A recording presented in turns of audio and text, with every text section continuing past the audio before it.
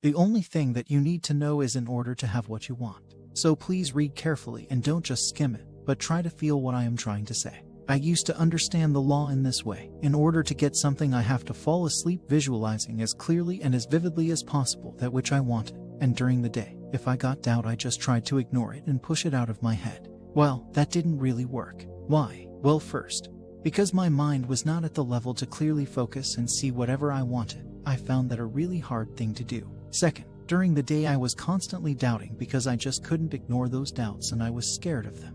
I was living in desire, in a trying to get it way, until I realized that the only thing that is actually important in life is what you feel inside, and you can feel inside whatever you want no matter what the outer world shows you. So, who cares what you see or what your senses tell you, or who you are? Why? Well, because you have an amazing ability called imagination, and you can feel whatever you want, even if you don't actually have it in your 3D or outer world. Now I just live in pure happiness all the time.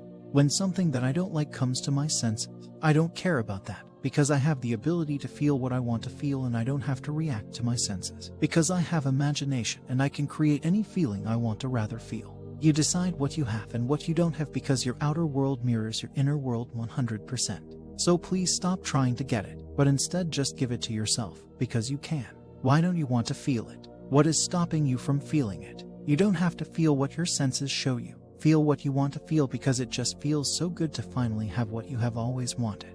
Don't let your senses like sight, touch, smell, taste, and hearing control what you can feel or what you can't feel. Instead, use your imagination and control what you feel yourself.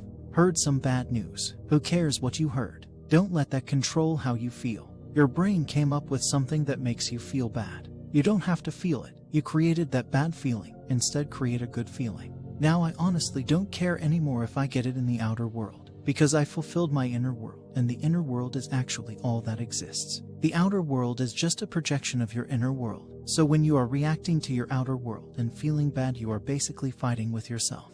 Creation is finished. This idea that creation is finished may be the most important concept to understand in regard to manifesting. Now, this idea, if true, could reveal to you an unnumbered amount of desires that can be fulfilled. So, for clarification, we will use an example. Mark number 1. We have a man named Mark. This Mark, we will refer to this as Mark number 1. And Mark number 1 lives his life in a way that leads him to go down a path where he is 32 years old, married, and has one daughter, and he is working for an engineering company. This is the life he chose knowingly or unknowingly with the use of his imagination. Mark number 2. Now for a thought experiment. Let's say we have the exact same person as Mark number 1, but instead Mark number 2 is 25 years old and has been living his life according to the thoughts of Mark number 1. However, this Mark has the freedom to veer off the course of Mark number 1 and decides to pursue music. Mark number 2 is living within a reality where Mark number 1 does exist, but he decided to go down a different route. So, Mark number 2 is capable of having all the thoughts and experiences as Mark number 1, but because there is a version of Mark that plays music, he decides to choose that route. Of course, there would have to be a Mark number 3 that plays music in order for Mark number 2 to conceptualize that version of Mark. I am fragmenting them so they can make sense to our minds. Mark number 3. So, Mark number 3 has all the experiences of number 1 and number 2, but he decides to go down a different route. This again manifests another version of Mark. So on and so forth. Mark number 4, number 5, number 6, etc. all the way down to essential infinity. However, I cannot fully conceptualize infinity. We will just have to assume infinity exists. But that truly is not the point of this. Now, we have all these versions of Marks, a truly infinite amount of versions. The way I wrote them out seems to suggest that they come after one another, but they do not. They exist now, all of them within consciousness. Only within consciousness is it able to hold all these versions. In order to even be able to grow, we need consciousness and these versions. This is vitally important because if this holds true, if we can conceptualize a version of ourselves that we wish to be, it must exist somewhere, or else we would not be able to conceptualize it. Similar to the idea that since we desire something, in order for us to even desire, there must be a fulfillment of that desire. Mark number 1 cannot conceptualize being a musician like Mark number 2 unless Mark number 2 exists. These are not separate beings, but one. The person you are now is the only version that exists physically as far as I am aware. However, within your consciousness exist an infinite amount of versions. These versions can be so similar in detail that we may not notice any change. For example, there may be a version of you where you are now, but instead, the color of your shirt is different, or one single hair is in a different spot. If you can conceptualize it, it must exist. These are so minute in detail that we will never truly question the nature of our reality. It is best to view this reality almost like a frame-by-frame video. However, consciousness does not have to be the watcher of this video but can stop the frame and redirect the video to where man sees fit. Since there are infinite versions of yourself, being specific about how you want to be is achievable. Take where you are now. Maybe you are 18 years old, maybe 48, it does not matter. Go back 1 year and realize that 1 year ago, the version you are now existed when you were 17 or 47 years old. Did you not have the freedom to be a different version?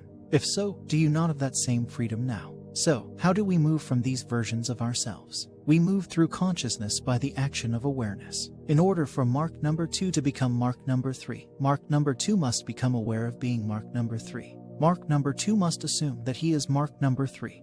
And if Mark has this understanding, since Mark number 2 can conceptualize being number 3, it must exist. And if creation is finished, then there must be a way for number 3 to come into being. So, what exactly is prayer? Well, if Mark decides to pray, he should actually just decide to appropriate and become aware of being the version he wishes to be. There is no being he must ask to receive himself. These are all different versions of himself, so they are his truly. How can he beg for something that is his? This is honestly like buying a toy with your money and asking for something in the sky you can play with it. It is almost madness to even ask. There is nothing to ask, nothing to work for. You do not have to be perfect or have some physical achievements in order to become aware of being a different version.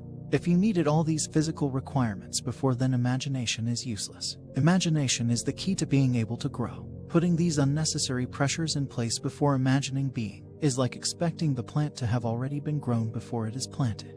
It does not make sense. We use imagination to grow and raise ourselves to be the versions we wish to be. In this case, it is clear that the understanding of becoming aware of being a version of yourself can alter the future. The question that should come up is, can we change the past? The answer is yes. However, it should be important to note that we are not regressing but progressing. Meaning, when we alter our past in consciousness, we are altering it to change our future. There has to be a version of yourself that did not make that certain mistake, that did not say those words, that did not experience that pain, etc. If you can conceptualize a different past, just as you can conceptualize a different future, it must exist. So, if you are consistently repeating the past, it is because you are dwelling on it. If you cannot move on from the past, understand that since creation is finished, you can become aware of being a different version of yourself that has experienced the desirable past. Now, when we speak of future and past, we must not confuse this with the only time we can experience, which is now. We can only experience consciousness. When we dwell on a past mistake, we are essentially becoming re-aware of being that version in the now. Since consciousness is the only reality, we are not just dwelling on the past but in fact reliving that experience, and we are being that version in reality. This is vitally important, because our thoughts of the past that we dwell on do not recede but proceed in our future, because everything comes from consciousness, and consciousness can only experience now. What we experience now is what we are aware of being, which version we are aware of being. What we are aware of being manifests. For example, there was once a lady in Neville's lecture The Art of Dying, March 23, 1959. He states, "I know a lady who burned her hand and then unburned it. She poured boiling water on her hand. She lay on the couch and tried to undo mentally what had been done. It was difficult because of the pain, but she kept trying. She redid the scene and poured the boiling water on the tea, and brewed it, and then she drank the tea. She did it over and over, and finally in the act of thus making the tea she fell asleep. When she awoke some hours later, there was no trace of the burn. She wrote, 'You would have thought I should go right to the hospital, but now there is not even a sign of the burn.' The past and present are one in a greater moment. This lady, we will call her Mary number 1, burned herself with boiling water. Mary number 1 was able to conceptualize a different version of Mary. We will call her Mary number 2, where she was not burned. This Mary number 2, which is not burned, must exist since Mary number 1 desired to be unburned. In order for Mary number 1 to have even desired and conceptualized it, there must be a way to achieve it. Mary number 1 simply became aware of being Mary number 2. Mary decided to go into the only reality and rearrange the past. Since she is in consciousness, she is not in the past but in reality. She became aware of being this other Mary, and then this rearrangement of the memory altered her future. If we are not receiving our desire, there are several factors for why we are not, but the one that we all share is that we are not aware of being that version that has those desires. For whatever reason, misunderstanding, unbelief, doubting its fulfillment, etc. We should not focus on why we are not receiving but instead become aware of being the version of ourselves that has been received.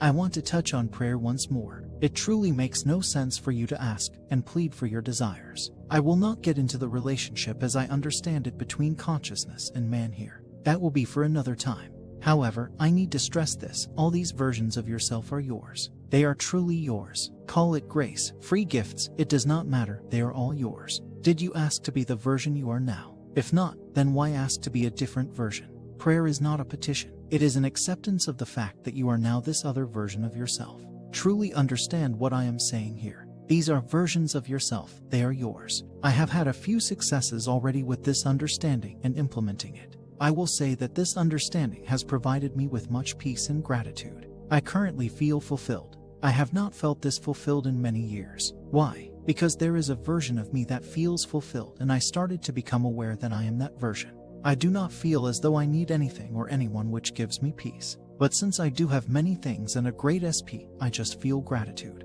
How exactly have I been implementing this? Whenever I have an unlovely thought or I am experiencing something I do not wish for, I reassure myself that there is a version of me that is thinking a lovelier thought and is experiencing a lovelier experience. Then I simply assume that I am that version of myself. I have to be, because I am aware and it is me. There is no other. I do not have to ask anyone's permission because it is mine. Then I receive a sense of peace. All that is truly necessary for me to do is to become aware of being that version. Of course, there has to be more testing done, but I have already experienced success with this. These successes will eventually pile on, and I will have a strong conviction that this works, and I will not have to doubt myself anymore. I assume I am essentially myself, just a different version, and I do not interfere with how it will come about. I let it be physically, and I become comfortable however it comes about. Personally, even though I understand Neville's work is a new journey for me. There is much more to write on this, but I think this is enough for now. I hope this gave you more understanding and less confusion.